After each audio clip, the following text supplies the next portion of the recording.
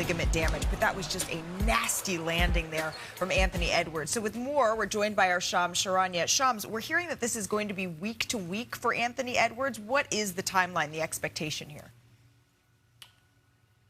Malika, I'm told that the Timberwolves are expecting Anthony Edwards to be out a period of multiple weeks. He has a bone bruise and a hyperextension after MRIs revealed that over the weekend, and it was a nasty turn of that knee, obviously, but thankfully for Anthony Edwards and the Wolves, no ligament damage, no ACL, no MCL, no serious damage in that knee, and he's a quick healer, but at minimum, my understanding is this is a 2-week minimum injury. So the Wolves up 3-1 right now are going to go to Denver tonight to try to close out this series, and they're going to have to be without him for at least the remainder of this series and potentially to start the next series. So the start of Anthony Edwards' rehab will be a lot of rest, a lot of recovery to be able to get to the point where eventually he'll be able to do basketball activities, also lowering the swelling in that knee. And remember, Malika, on the other knee, the right knee, he's been dealing with runner's knee. So this is now both knees impacted over the course of the season. Yeah, and Shams, for Ant, you mentioned the fast healer. Chris Finch mentioned that as well. But with things like this, you have to be incredibly careful. Thank you very much, Shams, for that insight. So now,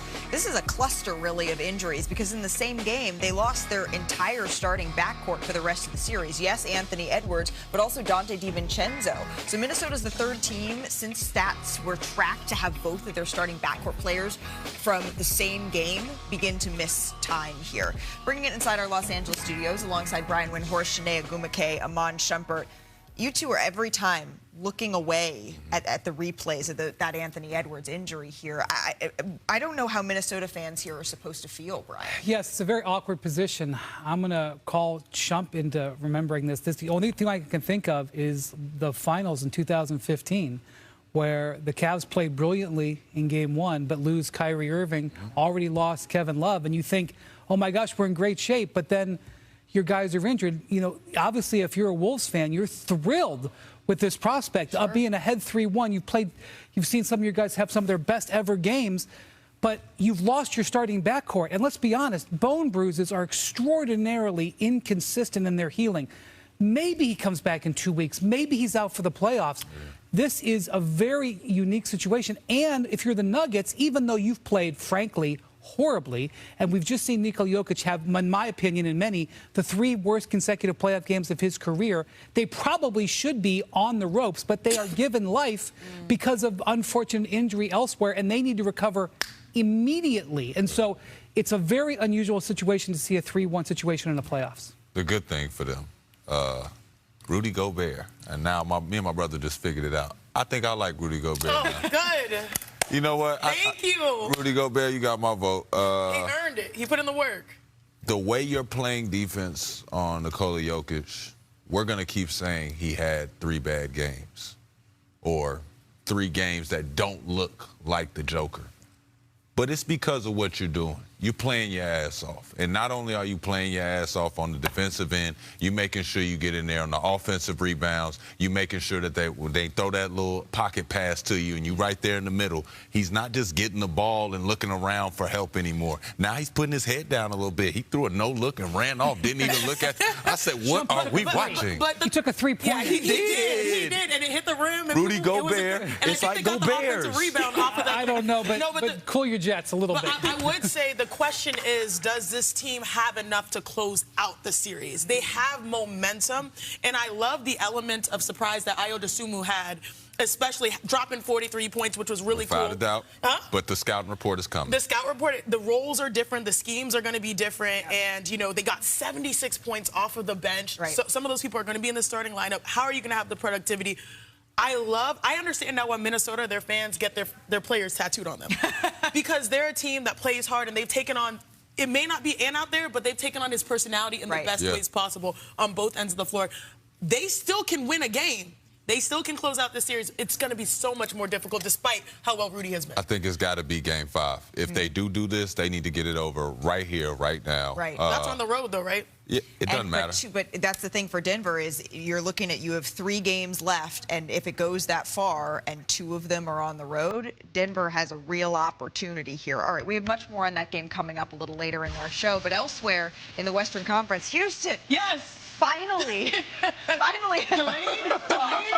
denied. I mean, the may still happen, but they did avoid the sweep, right? They did avoid the sweep. See, the Lakers, they trailed by 6 with 30 seconds remaining in Game 3, right? Until this was traumatic. They got their defensive stops, and it led to shot tying this one, sending it to overtime. The Lakers went on to win this one in overtime, right? So here's Ime Udoka when they're trailing down 0-3. Horrendous mistakes. I don't know if you want to say youth or, scared of the moment or whatever the case. Grow up and you're not that young anymore. You've been to the playoffs once, and we watched every situation just now.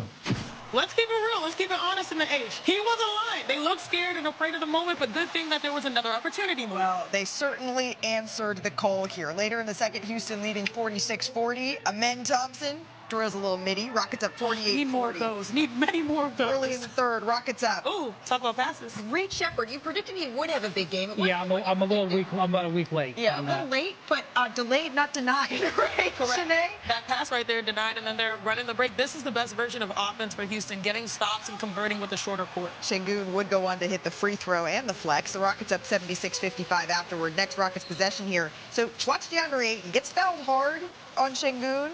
Ayton's forearm making some contact with the side of Şengün's head. Flagrant 2 contact, actually, and he would be ejected. Although a lot of folks said That's all. they didn't think that it should be the case. The call? Did you see that catch, though? Flagrant 2, I don't even care if it's by definition. Well, That's Kevin crazy. Durant is enjoying this win. Houston let us have this win, man. 115-96. Let's take a listen to LeBron James. Obviously, we know coming into the series, we have to protect the ball versus them, not have too many pick sixes, which we did all night. And I mean, it started with me, obviously. Defense wasn't our problem. It was our offense. Defense wasn't our problem. We turned the ball, 23 times for 30 points? Yeah, another turnover right there. So, yeah. 24. Yeah, 24. 24 turnovers, and by the way, in 3 of the games in the series, they've had at least 20. So it's been an issue for them. The Rockets were just able to capitalize, in part because they're the aggressor. And look, it really started with that defensive pressure. Houston had 17 steals in this game, and look where they started that pressure, right? 47 feet away from the basket. That's their second highest for any game this season, according to Genius IQ. Also, all 5 starters, they scored 15-plus first. It's the first time that's happened since 1997 for anyone who's keeping score there. Wow. But when you're looking at adjustments for Houston, what did they do here today that allowed this outcome? They finally played with some pride because you don't want to get swept, especially knowing that Kevin Durant was not available. You heard me? That's defense. Defense, they finally found their defense. That's what they've needed. And I do believe that when you think about them scoring in transition, they were 11 for 13 in transition. They forced, as you mentioned, 24 turnovers. When they play with a shorter court, that's their best version of offense, meaning when they get steals, when they get stops. Amen Thompson said after the game, they dove on the floor for loose balls. That's their edge, and that's what helps galvanize everything else moving forward. I also think that an important thing to note is that Kevin Durant not being on the floor, they understood that they had to play team basketball on both ends. Kevin Durant has been kind of like a free safety for them defensively. He can clean some things up. But offensively, this is a team that now didn't hesitate. They were sort of getting caught and lost in the sauce with KD getting doubled and not knowing what to do. With him out of the equation, it felt like they understood they had to rely on each other and full team basketball. Well, they've been pressing higher all series, but what helps when you're pressing is if you're making shots. It becomes much more difficult if you're not making the shots that they were last night. But I think that's the growing confidence that she's touching on, where you're saying because he's not there, now there's not as much pressure to be efficient. There's not as much squeezing the trigger. It's everybody swinging it around. Everything's free flow. You kind of know how your teammates play. You want to dish it off to your homie now. The direct barometer of that for me was looking at Reed Shepherd and saying, man, the first couple of games, everybody was thinking you scared.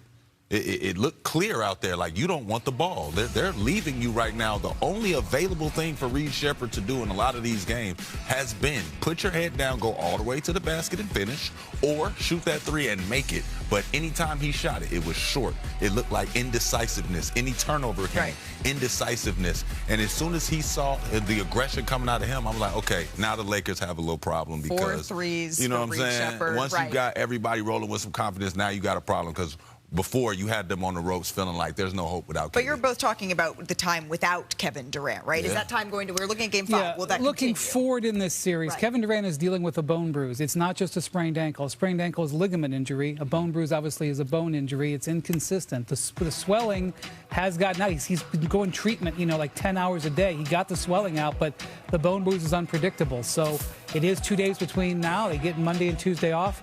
He's not been ruled out for the series, but obviously this bone bruise. The other thing I'll say is Austin Reeves has been questionable the last 2 games. Do you think He is that's obviously, gamesmanship, or do you think that's... Well, I do think the Lakers didn't put their all 100% into yesterday. I think they will put their all to try to get it on Wednesday to not have to go back to Houston. Game 5, it's Wednesday on ESPN. Coming up here on NBA Today, though, Victor Wembanyama and the Spurs just did something that's never been done before in NBA playoff history. We're going to tell you what that is and what it means for their championship. Yeah, there. So the first half, it was really all about Somebody the get Portland open. Trailblazers The rim here, is. Brian. I'm still just, this music is driving me wild.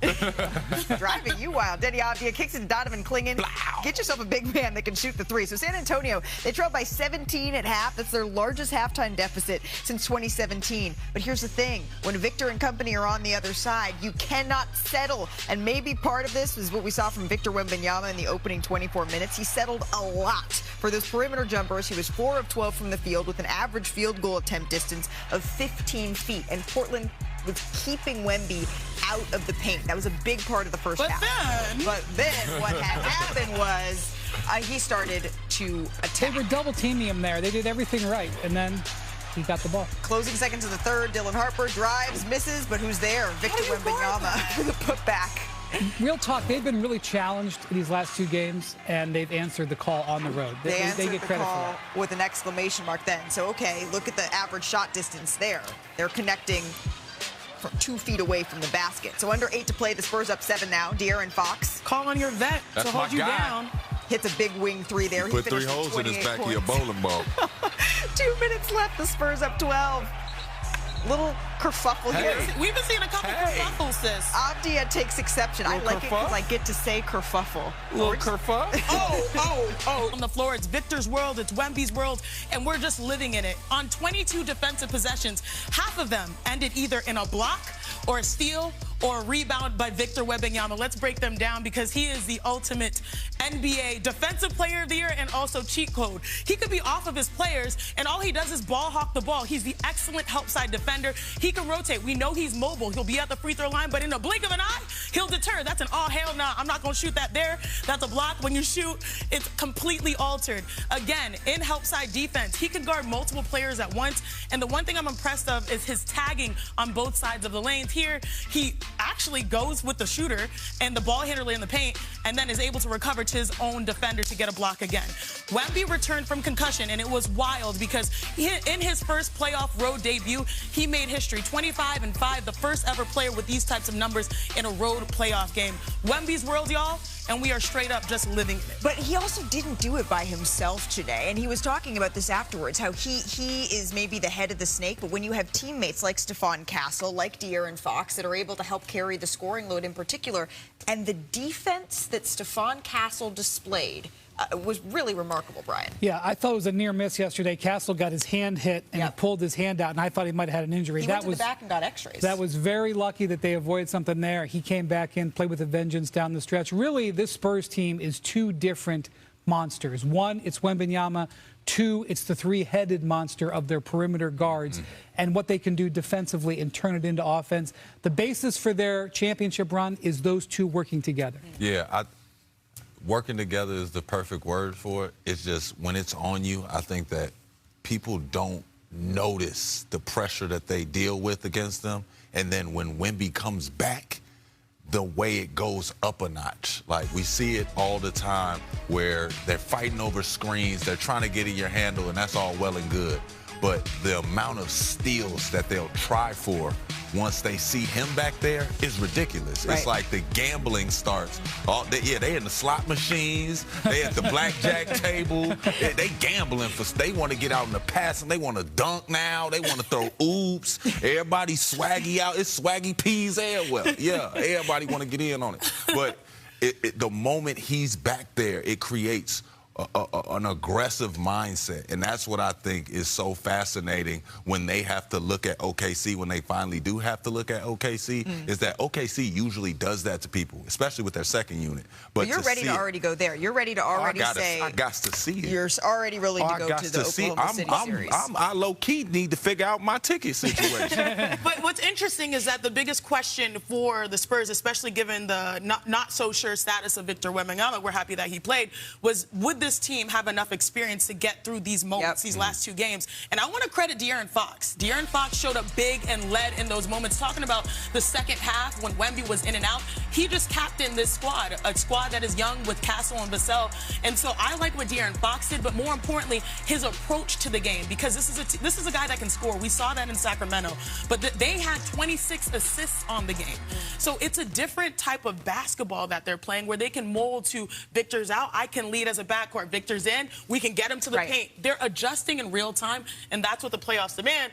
And I might be right there with you. I might have to call, Disney Travel and say, hey. I'm not going to remind you guys that we have the East, and so you're going to have to work on the Eastern Conference Series. But yeah, absolutely. Y'all work on your travel. It don't matter why we're there. All right. Well, we do have a couple of critical Game 5s tomorrow night on ESPN, my friends. First, we have Jason Tatum and the Celtics hosting the 76ers. And then the Trailblazers visit Wemby and the Spurs. Our coverage begins with Kenny, Shaq, Charles, Ernie, and who knows, maybe they'll have another little dance party. Yeah, I was going to say the dance squad. Malika Andrews, thank you very much, and great concentration given what's going on behind. I'm joining the party now, Ernie. I'm going to join the party now. Yeah, it's kind of. Got it, go, girl. and you know what else? What else is really? Tell them they doing that dance routine wrong back there. Coast to Coast Eastern Conference Playoff Edition. We're going to start with the New York Knicks. They had their backs against the wall on Saturday. Understatement. Guess who answered the call? Karl Anthony Towns. He finished with 20, 10, and 10. That was his first career playoff triple-double, and the Knicks beat the Hawks 114-98. So that series all evened up, 2 games apiece. Shump, what did New York show you? Man, they just showed me that finally, I think finally, they can restore a little order in this series. I picked the Knicks in 6. They starting to look like it, even though Cat was going off, and I need that out of Cat again. OG, you've been playing great, and I ain't going to leave you out of this. Well, let's head to Philadelphia, where this game could have been an email. The Celtics three-point shooting. It spoiled Joel Embiid's return. God. Jason Tatum, Peyton Pritchard, by the way, led the way. Boston shot 24 of 53 on three-pointers. Their most made threes in franchise history in a game. One short of the NBA postseason record. So, Brian, what impressed you the most? Well, they replied all 24 times, 24 threes in this game. Wow. You're not beating the Boston Celtics. They hit 24 threes. And Derek White still has really not gotten his offensive going. Tatum with 11 assists in this game, 11 assists. Boston is looking like the team to beat in the Eastern Conference. Oh, that should be scary for the rest of the league. Here we go. Let's go to Toronto. Here we go. Scotty Barnes, RJ Barrett. They've been showing up as the Raptors tied up this series. It was a party in the 6. All right, 10.5 to play. The Cavs down 1. Like James what? Harden. Sorry. Careless pass there today. How are you going to do an entry pass from half court to the wing off the bounce? That's like a no-no that you learn in junior high. But I love Harden, but still, we got to keep it real. James Harden for 3. This one's good. So the Cavaliers take the lead off of that one. So now Toronto's down by 5. The Raptors on the offensive board. Off the Barrett miss here. Brandon Ingram steps in. Nails the 3. He struggled from the field in this series, but he needed that one, to your point here. All right, under a minute left. The Cleveland Cavaliers up 1. Keep an eye on Jamal Shead. Donnie. Right? Come on, Donnie. Mitchell's attempting to bring the ball up. Headsy play. So smart. 8 count. Knocks the ball free and forces an 8-second violation there. Fired up after the play. And then Scotty Barnes drives.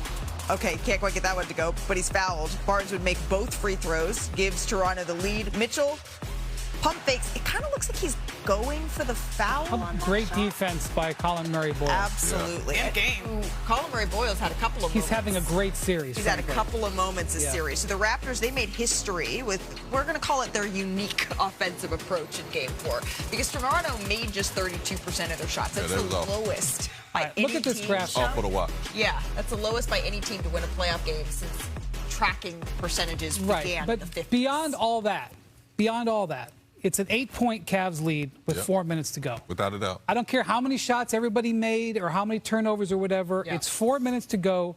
The Cavs are in control, and they botched the game. I know Toronto came back and made some with plays a veteran backcourt.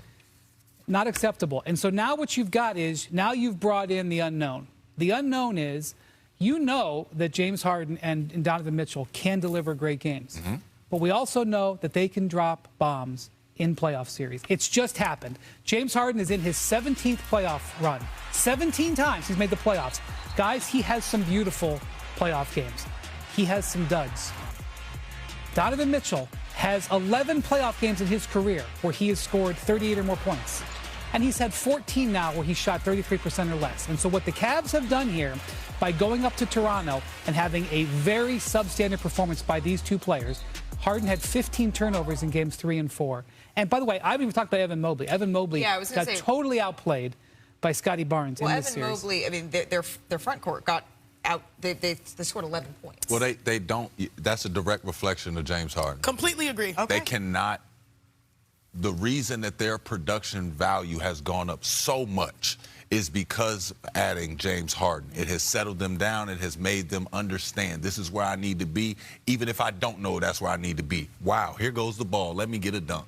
Having that every game and then having that stripped from you because not only are you not getting an assist on this play or an attempt on this play, you're getting a damn turnover. Exactly. On the sideline, nobody back for defense but James Harden. Like, you're in trouble. So I don't want to say that they got completely outplayed as much as the production has to trickle down from James Harden, Donovan Mitchell. Now they can eat. I would argue that they were not necessarily outplayed, but they were out-physicaled because the Raptors are physical on and the they other play end, that's hard. on them. Yeah, but you're right. There's a chain reaction between James Harden having 7 turnovers and those two guys combining for 11 points. Right. Because a lot of their opportunities are either in the short roll or just finishing, especially for Jared Allen at the rim. Hello. And so overall, the Cleveland Cavaliers, you play with fire. We've seen it. You can get burned.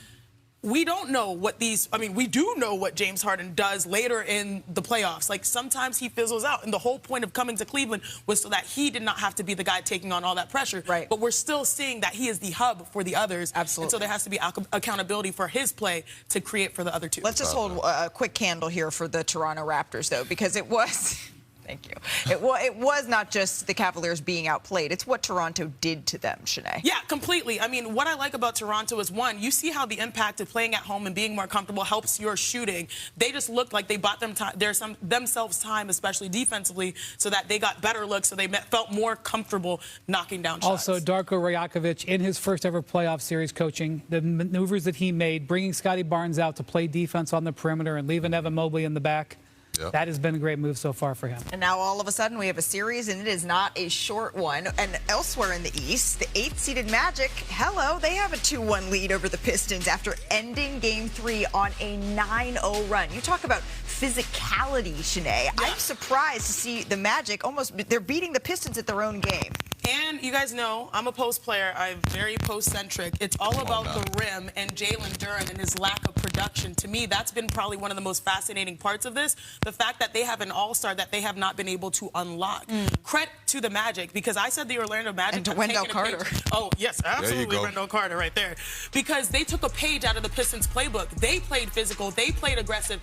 And it's kind of wild because now all the pieces are coming together. Desmond Bane shooting the ball well. Like Paolo Banchero and Franz Wagner, this is what they imagined, having guys that are both 6'8", 6'9", multiple skills. It seems like the pieces are coming together, whereas the Pistons have been a one-trick pony, relying so much on Cade to get those other looks. Duren has to take it personal, and it's hard. When you're in your first playoff series, you know what it's like. It feels like, it's a whole different level of basketball. So typically there's an adjustment, but I would say that the lack of, he's not shooting the ball enough to even have a big enough impact on the game. And I think that some of that, just attack the glass. More rebounds. The more and more rebounds you get, the more and more you feel like you're a part of the game. I think that right now it's been hard for him to get those rebounds, but I'm also looking at why, when these rebounds are going up, there's a lot of 50-50 balls that are going out, and you're watching Jalen Duren, who during the season you never saw it, but now we're seeing his legs are locked completely. They're not bent down. He's not rushing around. You're not pushing people in the back and bullying them under the rim. I mean, they're slowing down Cade Cunningham as well. Without a so doubt. does that then feed into what we're seeing with the rest of the team? It does, but for Jalen Duren, it cannot. That's what she means by having an all-star forward or all-star center.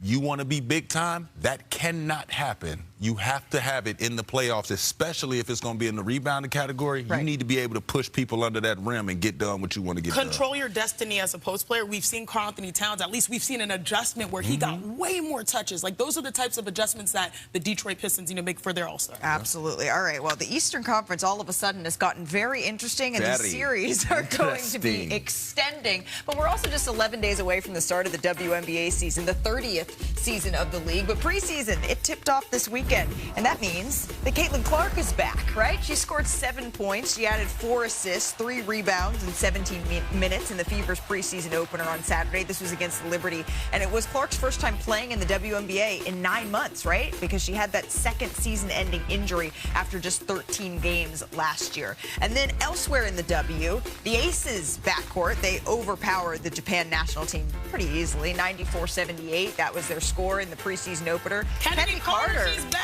Yeah, poured in 18 points. And Jackie Young, Chelsea Gray, they combined for 33 points and 8 assists in there with at least 40 points on 80% field goal percentage in playoff history. So, for those keeping track, in total, that means SGA has scored or assisted on 62 of the Thunder's 121 points in their Game 3 win. So, what does he say? My whole life is consistent. And so is his scoring. SGA has played 105 minutes against the Suns. 105 minutes, and he has 104 points, guys. So after the game, yeah, that's a real stat. Dylan Brooks, he was subtle. He was cool. This was his response to SGA's 42-point explosion. He's efficient, and I got him Game 4. And I got him Game 4. I got him Game 4. Love that Dylan Brooks just sits there and watches all the film in the world. That is nothing more than Michael Jordan straight out his page. I got him Game 4. We're going to replay that how many times? I know I got it Game 4. I got it Game 4. Well, they got to because their season's on the line, right? The Thunder, they're looking to sweep the first round for the 3rd straight year. On the line? How are you describing, Brian, what you're seeing from SGA? Because a lot of us are running out of words. I want to say, maybe just puts on the glasses. I like that Dylan Brooks line, but maybe my favorite line of the year was when SGA said, "I have all the answers to the test. I just have to wait for the questions." I still don't really know what it means. What? I know what it gets. No one knows what it means, but it's provocative. It gets the people going. Whatever they show him, he knows how to solve it. He's really reduced it to a math problem, and it's not so scientific. There's some art in it because he's worked so hard on his game. He knows everywhere he needs to go on the floor. He knows what he's allowed to do. I know that it irritates people with the officiating, but he knows what he is allowed to get away with, and he does it. Yeah. He knows where to go on the floor against certain teams. He knows where teams want to force him to go. He just goes there. He's done the work. He knows he can hit certain shots. He's made it mathematical. That sometimes makes it less enjoyable, but it doesn't make it less great. All right, so then if this is here, this is the game plan. Can you just tell me, how do you stop SGA? How do you slow him down? Again, I keep telling people this. If you don't have him on the right side of the floor or force him to set his attack with his right hand, you're dead in the water anyway. When he does do that, if you let him get a step, what people have to do is they have to realize when guarding SGA, you can't open your hips up and guide him to where he just said he wanted to go. You have to literally cut it off. So if your foot was back this way, time to bring it up and be even Steven and start using your dig hand to keep him from the discouraging for that crossover, because that crossover is coming. Force him to have to spin. If he has to spin, then you have time. See, these are the questions. These are the questions. What he's saying is that he has the answer. Right. He does. Shump is giving the question. Hey, but true though, that's the thing about him that makes him good. That's why people keep asking me who is the MVP, and I keep saying it's him, because these are all the things that you have to do. But this is just me in a suit being able to say, hey, I watch hours and hours and hours of tape. That's all I ever do. So it's like when I watch it, it's like he can have the answer to the test all he wants. That's the only thing they don't make him do. People open their hips right up and say, go ahead. And you start playing like that, you're playing out of the stance. He's just going to shove you off. But that's my point. That's going to shove you off. That's what I'm saying. If he's going right, then that's when we get Heisman What he's saying is you have not chicken wing. But I told you, Popeyes, KFC, Heisman, Reggie Bush. But look, you see what I'm saying? But look, The issue, though, is when you are trying to dictate, he understands how you have done something now. Now he can manipulate your aggression towards Manipulate it after you punch me in the mouth. You might got to sit out a game. But he won't. He won't. We Because never know. He's too smooth, cool, calm, collected. The fact of the matter is, who has stopped him this year? Nobody has stopped him. He was 15 for 18 from the floor. He missed only 3 shots. He got double teamed. He still, I believe, shot near perfect from the double team. He knocked down a 3. Come on. You're going to say, take me right? Look at his percentages and look at the makes from both right and left. Again, he has all the answers for the test. He's just waiting to read the defense, read what you're given. This is someone that is putting on a masterclass offensively. It may not be sexy, it may not be dunks, it may not be step-back threes, but this man cannot be guarded currently in the NBA. Give me some. You can't. Chicken wing? You just got to do, you got to just apply, this is the answer. You got to apply prayer defense and just pray he misses. Well, he's already the clutch player of the year, and he may also be the MVP. We're waiting to hear those results here that are coming up in a couple of weeks. But today, we will know who the rookie of the year is. And this has been a highly contested race. The finalists are VJ Edgecombe, Cooper Flagg, and, of course, Con Knipple. And again, this has been one of the biggest talking points in terms of who is an award winner of any of the awards that we've seen. So Cooper and Con, they've kind of flipped back and forth. Let's litigate here, Chene, Shump, Brian, on going point by point where each of these guys have the edge. So, Chene, let's break it down. Yeah, between overall production, impact on winning, Shump and I have made picks. So, Shump, who do you say had better year when it comes to overall production? Overall, I think Coop got it. Two-door Coop. So I agree with you there, all right? So Coop might have the edge. We're going to see the award later. But impact on winning, who do you have as the greater impact? The con man, so involved, shooting the ball well from 3 and helping his team over and over. I agree with you here. So it's interesting. It depends on what you value, overall production or the impact on winning. Who is your choice, Shump? Now, do you agree with me here? I'm still going with two-door Coop. Okay, so you are going with Coop. Let's go. All right, we got some bounce-back performances. I've got Cade Cunningham with 10-plus assists because the bigs need to eat, especially Jalen Duren. You see that connection right there? Expect more of that. Big dog got to eat. Cunningham. Also, they're facing the top dog in the Western Conference and NBA. Jalen Green has to step up to take pressure off of guys like his teammate Devin Booker. We've seen good games between those two guys. And then last but not least, give me Julius Randle. No Ant, no Dante DiVincenzo. The guy's a playmaker and also the finisher you see right there. So him having 20-plus points is what I'm betting on. Okay, quick parlay all 3 of these, and you will get a plus 383 payout if you parlay all 3 of those props. $10 bet returns $48.30 on DraftKings Sportsbook. All customers can get a profit boost every day of the NBA playoffs. Download the app, use the promo code SCREEN when you sign up. So Chene was looking at tonight's games, and tonight Denver is attempting to extend their season. Now remember, teams up 3-1 in a best-of-7 series, they do go on to win 96% of the time. But the last time a team overcame a 3-1 deficit, who was it? It was the Denver Nuggets, and they did it twice back in the 2020 bubble. As we say hello to our Anthony Slater, who is covering this series for us. All right, Slater, let's run through a couple of injury updates here. We know no Dante DiVincenzo. We know no Anthony Edwards here for the Minnesota Timberwolves. So what is this team's mindset coming into the game? You know, they're pretty upbeat. I think it's fair to believe that their title hopes went out the window the other night with those injuries, but there's a lot to be gained in the short term. Organizationally, these are two franchises that don't necessarily love each other. So if the Wolves can get 1 out of the next 3, that's franchise bragging rights. And then individually, Rudy Gobert has a chance to cap off, I think, maybe the best defensive series of his career with what he's doing to Jokic. Yeah. Jaden McDaniels could cap off maybe the best trash-talking series in recent NBA history. And then Ayo Dosunmu's, he's making $7.5 million this year. He's an unrestricted free agent. You saw what he did the other night, 43 points. He can really rocket his stock going into the summer if he can just help finish off these Nuggets. Yeah, Ayo Dosunmu is going to be huge in making up for the backcourt players that you're missing, and I would imagine that Mike Conley gets the start, but we will see. On the Nuggets side of all of this, Aaron Gordon, he only played in 23 minutes in Game 4, but it looked like that calf was bothering him a bit. What can you tell us about his status for tonight's game? officially questionable, and you don't question his toughness at all. I mean, he played through a grade 2 hamstring strain in their, Game 7 last year. You saw it the other night. I mean, this is clearly a calf injury that would have him out probably multiple weeks during the regular season.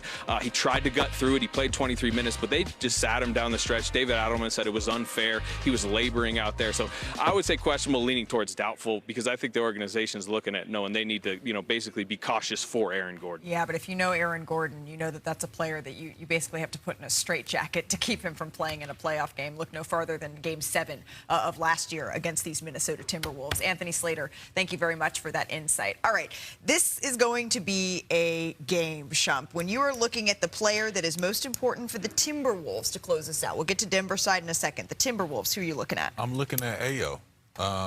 First off, shout out to the Chicago guys. But I think that I need him to stay within his role. It can low-key be bait to say, hey, I had a great game. It's my show. Now I got to run it up. I have to do it again. I have to replicate that game. I need to be plus 30. No, you don't. You got to come out here and play the same way that they know you could play. That's the reason you were a star the other night, is because you were just playing your role. It's just more shots became more available, and you kept it efficient the whole night. That's all they got to do. We saw the trend, though. He had a 25-point game in the series. He's been trending toward bigger and bigger performances. Exactly. My eye is on the guy that you were hyping. You finally made your Go Bears. Rudy Gobert. His defensive work, Wendy, you said earlier that might be the worst 3-game playoff stretch of Jokic's career. That's because that man right there is defending in single coverage, holding them, I think it was Game 3 or so, to 34% as a team, but under 30% as a shooter. We have rarely seen Nikola Jokic miss so many around the rim, or just not being able to get so many clean looks. It is a 4-time Defensive Player of the Year taking on a 3-time MVP. Come on. And right now, the Defensive Player of the Year is winning the battle. Come on. Yeah, he is shooting under 40% in this series. He's shot over 50% in his career in the playoffs.